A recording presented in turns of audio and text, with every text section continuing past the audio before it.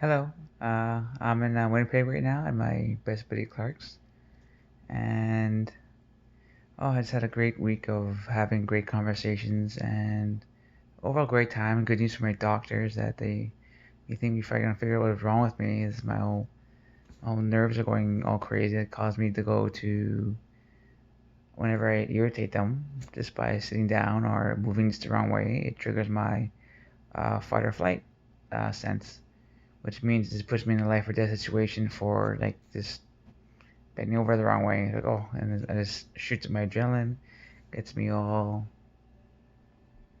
a little bit crazy, and causes me massive amounts of stress, and it just wreaks havoc on my system because I'm always completely and utterly super stressed out on a daily basis. Yeah, and it's like I was just causing major damage to my system just from little taps and twists. And I was talking with my buddy Clark, and he wanted me to celebrate like how well I was doing. And I said I can't celebrate now, but in the future I will.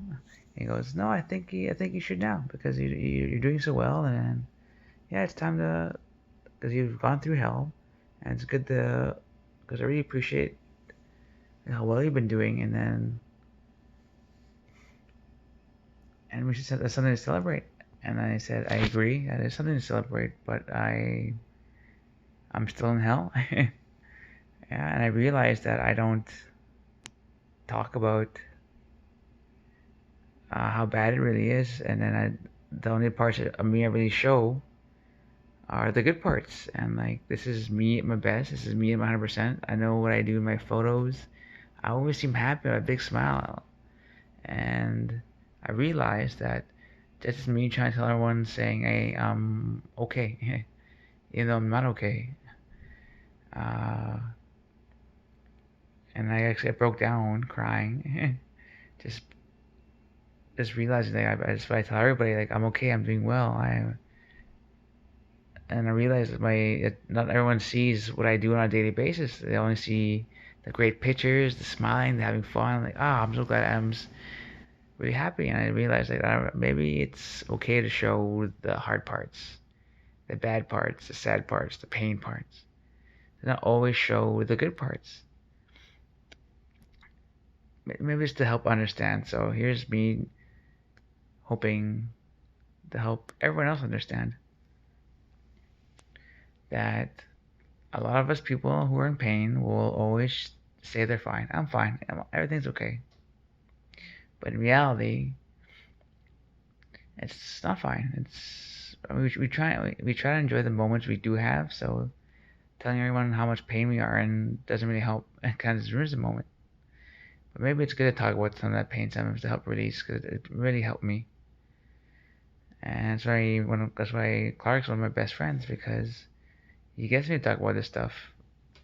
I did. I just totally broke down. I just told him that how I am right now is not how I am at home, and what that means is I'm stuck in bed. I can't. If I move, it will trigger my adrenaline rush, which spikes up my stress, and I just feel it's life or death just from twitching, moving to my left, moving to my right. I get so stressed out, right to the literally to the maximum amount you can get stressed out. And it happens every day. And I'm in pain every day because my nerves and my muscle mass has been deteriorated so much that it can't protect me. That my legs are in so much pain sometimes that it's just the tension just feels like a bunch of knives pressing into my legs. And before, not so bad now, but before, I would try to sleep with knives in my leg the whole night. That's what I feel like, sleeping with knives stabbing me constantly in my legs, in my back, and I had to learn how to sleep with that. Sleep with pain. It was agonizing. It was brutal. And I would wake up tired. I wake up with no patience. I would break down. I remember this one time I completely freaked out of my family because I was 20 minutes. My mom was 20 minutes short of getting me a piece of fruit. And I was so hungry, and I couldn't eat very much. And the things I could eat, I would just would need them, and then I burst out of the room. I knocked over whatever's in front of me. I grabbed a chair and I started bashing it against the floor. And I fell down to my knees and I started crying. I started yelling. I was like screaming against the whole house, and everyone's just staring at me. And I look up and I just say, "Where's my cantaloupe? I was supposed to get it 20 minutes ago. What are you doing?" And this that I realized that I just didn't know what I was going through. That these little tiny minutes and seconds matter because it's so painful for those minutes and seconds. That how I am now, I can actually go places a little bit. My buddy's been pushing me around in a wheelchair. And it's one of the things I was like, I'm in a wheelchair. I've never been this helpless before in my entire life. It's hard enough for me to cook. It's hard enough for me to eat. It's hard enough for me to sleep. I I can't be normal. Every factor of my life is covered in pain, and it was so bad at one point in time. My entire existence just felt dull. I would smile, I would laugh, I would see people, but it just felt dull, like it was blurred. I felt like I was in a dark room and I can see life happen through a pinhole. It was very hollow. I couldn't enjoy days, but people would see what I would put out. I'll be happy. Hey guys, yeah, no, I'm having a great time. Yeah, just watching TV, streaming. Yeah, doing all that. It's fun. It's fun. Yeah, yeah. So I'm just gonna eat and continue with my day, and then I'll see you guys later. It's stuff like that I'm really good at doing, because I to show weakness and the family that cares about you is really hard, especially for me being the oldest. Because I knew my family looked up to me, and I was one of the first ones to move out. And I went to Winnipeg. I went for school.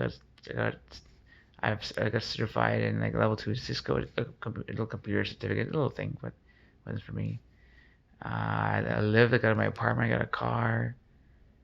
I did so many things. I was like a great dancer. I did grappling. I did all these things, and to lose that all, that I felt like I let my family down. I felt like I let everyone down because we don't really have a lot of things to look up to, especially people at my house. So we had so little that I thought at least we could have uh, some good role models. Mine was my mom. My mom's just one person, and I said I can give some. I can give us another one, and that was me. And I remember how hard it was to hear, because my brothers did see me as this Superman. Like they thought nothing could hurt me. Yeah, my brother Thomas said like to see like this. I'm like, it seems impossible. Like because you're invincible. Like and like it's almost like seeing that you're human, and that's almost unbelievable to see that you can get hurt. And to see my brothers, the looks on their faces.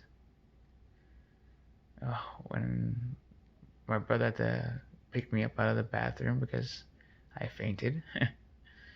I was just I just got out of a bath. I was so tired, so exhausted. I could feel myself, my sugars dropping, but I tried to make it to the room. All I took was a hot bath. That's it. And then my energy levels were so low that I fainted. I tried to get on my walker. I fell forward, banged my head against the sink, and my head almost fell back. Almost hit the toilet.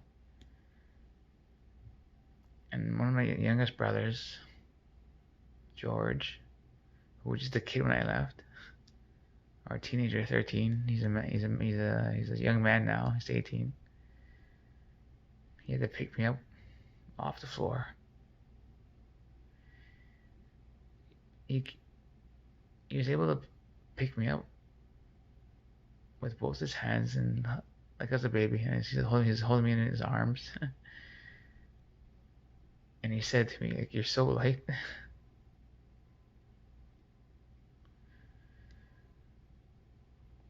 And he couldn't believe like how light it was, and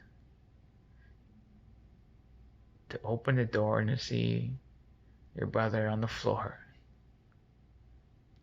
unconscious. I can't imagine what that's like. I can imagine what it's like to be the person on the floor, but I wish to be strong my entire life. I was strong, but to lose it all, and then what's worst of all is that it's just in front of my family, that the loss of that strength, the loss of that, because I'm the oldest, and I help take care of my family, because we don't really have great relationships. Not many of us have great relationships with our fathers. I did not have a good relationship with my father, despite us being two very great people. I did not. Um, so I really wanted to be that good role model for my other brothers, and I was. And I just felt like I wasn't anymore, and that's what really hurt the most, that I was no longer. Because I remember they used to come visit me all the time in the city. Hey, let's go visit Adam. Hey, Adam's in town. Hey, he always brings us snacks. He always brings us stuff. He always brings us awesome things. And now that I can't do any of that anymore, that's not true. Because the doctor told me that I am going to recover, and that one day I probably will be able to do that stuff again, and I will do it. If I have energy, I know I never stop, no matter what. I never stop. In fact, that's what got me in trouble the first time, because I didn't know how to stop. I just kept pushing my body far and farther and farther, and I got here. Yeah, but it's it's hard. It's hard to be in pain. It's hard to be weak. It's hard to be helpless. It's harder watching my whole family watch me be in that position. Barely enough energy to leave my room. I have to be they have to carry me everywhere. If I want to leave the house, they have to carry me down the stairs, because I can't walk down the stairs. And before this trip, my entire life felt like a maybe. I make plans. It's like, yeah, maybe I'll make it. I'll do this, I'll do that. It's like, yeah, maybe. Because I didn't know what was gonna happen. Like, I was so complacent. Like, I would say, like, I'll be okay if I have to stay in a wheelchair my entire life. I was willing to settle for that. That I just let me live. Like, I will eat my brown. All I eat is rice. I eat rice and spinach. It's pretty much all I eat, because everything else is kind of hard on my system, and I can't have solid foods. All I eat. And if you don't know what that's like, it's incredibly hard. And I remember my mom told me that a lot of people with diabetes don't even follow their diets. And I was like, what? That's like life or death. Jeez, they can't even follow their diets. Yeah, and my mom looked at me like, I can't believe like how much strength you have to follow your diet. And that I would, yeah, because everyone would tell me, yeah, try this, try that, try that. Here, Adam, here's some whatever. It's like, no, I can't have salads. I can't have this. I can't have that. I can't have added sugars. I can't have white sugar. I can't have brown sugar. Yeah, I can't have any of this stuff. And then I actually enjoy brown rice, so but I cook it to where it looks like mashed potatoes. I learned I like it. I enjoy it. But when I describe to people what I eat, like, what did you eat today? Rice and spinach. Adam, what did you eat yesterday? What did you eat the day before? What did you eat the week before? What did you eat a month before? What did you eat months that before? Spinach and rice. And the looks they would give me, saying, like, that sounds awful and horrible. And when I talk about it, I start to feel it more. That's why I don't know. I'm fine. I'm eating this till I get better. But when I describe what's going on with me, I really feel the weight of how bad my situation is. But it looks people give me when I describe what I go through day to day, especially my diet. I kind of feel bad. I was like, what, there's nothing else I can do. There's nothing else I can eat. I tried. It hurt. I had a little piece of candy. It was a gummy. It was only this tiny, this big, that side. It was chewy. It was just gummy. Just pure sugar. My stomach hurt for 2 to 3 days after that. Everything hurt to eat. Just from this little piece of candy. That for 2 3 days I had pain in my stomach just from this tiny piece of candy for I wanted to enjoy just for that one little tiny moment because I was eating this that over and over and over. And the, the and I just yeah, and then they said they wish you could eat something else. I wish Adam or whatever. And everyone's and what really got me, what really hurt the most, or really, it was really the hard thing, is because how I present myself as okay, I'm happy, I'm fine, you guys. That they just have to believe that I am fine, I am okay. And the reality is that I am not. I am still in the most horrible part of my life that it's hard enough to take a shower. That at home I feel gross sometimes because I'm embarrassed to tell you how often I shower because it's not often. 'Cause it takes too much energy to go to the bathroom. That that using the bathroom is also a challenge. That I have to do some gross stuff that I am embarrassed to talk about. And there's all this stuff that I have to do on a daily basis just to food, just to survive. And my family is completely supportive. They're, they give me everything I ask for, and they help me out so much. And they don't understand like why I can't come out of the room sometimes. That's because I don't have the energy to. Because I seem happy, I seem fine, I seem great. Hey guys, what's up? Yeah, I'm just watching. I'm playing some video games right now. I'm playing Borderlands 3. I just recently downloaded it. It's great. It's awesome. Yeah, so it keeps me busy, so I like playing it. Yeah, so but you guys can go hang out there, and I'll just be right here having fun, and you guys have fun too. Because I'm a character. I know how to be a character. I know how to be happy. I know how to look happy.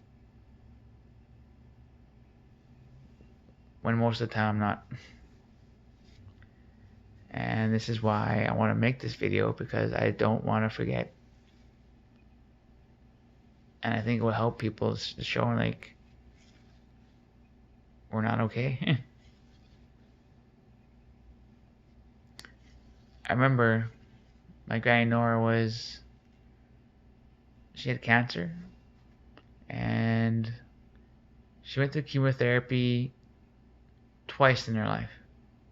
She did it once, and she said and after doing it at one time, she never wanted to do it ever again. That she would rather die from the cancer than do chemotherapy. And before, I would never understand that.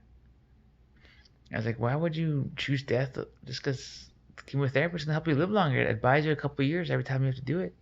I mean, it's common to do it multiple times, unless your cancer goes into regression. My grandma's pretty old, but it does get you more time. I was like, well, wouldn't you want to go through pain for like a couple months in order to live a couple of years? That makes sense to me. I do that all the time. But now, after going through what I'm going through now, and how bad it was not so long ago,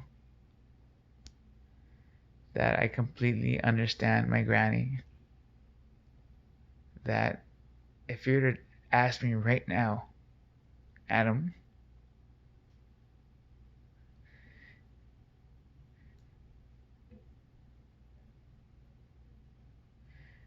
would you go through all that,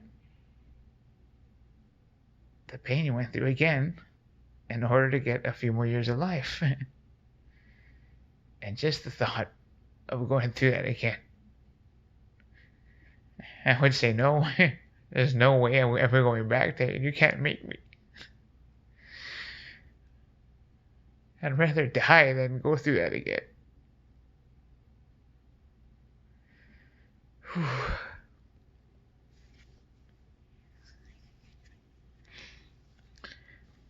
I understood my granny. I understand why people would never do chemotherapy if it was that much pain, and that I have a new understanding that of how much pain can hurt. That death is a better alternative than to go through that all over again just for a few more years. That it's not worth it for how much it hurts. My granny, my Nora, I said she did it twice.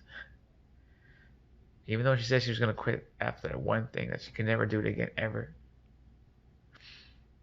But she did. Not for a few more years. It was for the few more years, but that wasn't the reason why she agreed to do it again. Because everyone said, Gugum, go do it, go do it. You do it, Gugum. We want you to live longer. We all want you to live longer. She said, no, no, no, no, no. Right up until Maria, who my granny raised, was going to have a baby. And my granny said, I will do chemotherapy just so I can see my grandchild. Just for a little bit, just for a few more hours longer. That she would go through all that for the daughter she raised. And to see her grandchild, she would go through literal hell just to see her grandchild. And that is one of the strongest things I ever heard. And what a sturdy woman my granny was. If you ever know Nora, she is strong. Yeah, it's a nice way of describing her. Very headstrong. Yeah. Yeah.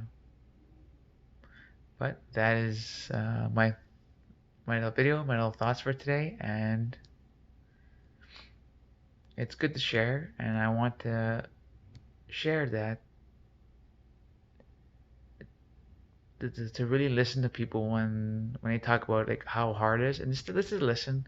You may not always understand, and it's good that you don't understand. That when people say I don't want to talk, or when they say how hard it is, just to listen. Like, yes, you're right. I don't understand what you're going through, but if you say it's this hard, then I believe you. Yeah, just to listen more, and I think this will help. I hope it helps someone something, or even just to help me for the record for my later. Yes. Yeah. So hope everyone has a great day, has a great evening. I'm having great days. They're not all hard. Not anymore, anyways. Yeah. So bye, everyone. I'll talk to you all again.